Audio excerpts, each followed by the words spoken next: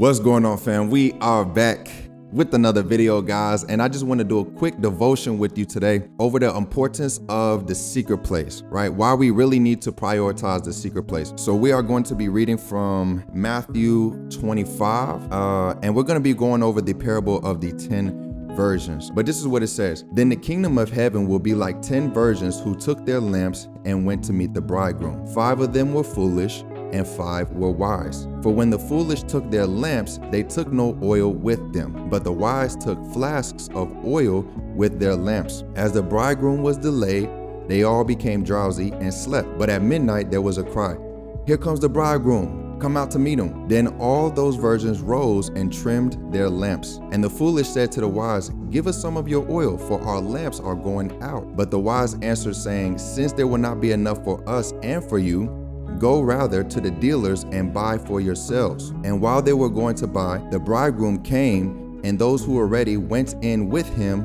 to the marriage feast, and the door was shut. Afterward, the other virgins came also, saying, "Lord, Lord, open to us." But he answered, "Truly, I say to you, I do not know you. Watch therefore, for you neither know the day nor the hour." Whoo! Okay, let's break this down.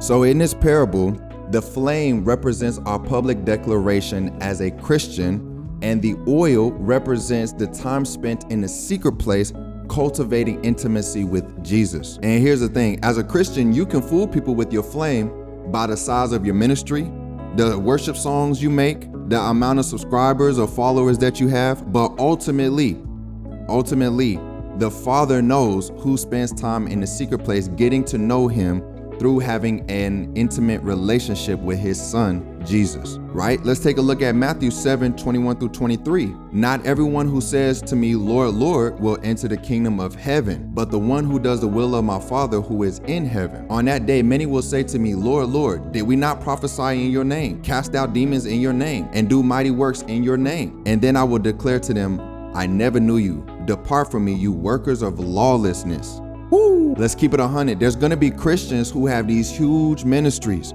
make these worship songs that we sing along to, influencers, pastors, people that we look up to, but guess what? They're not gonna make it into heaven.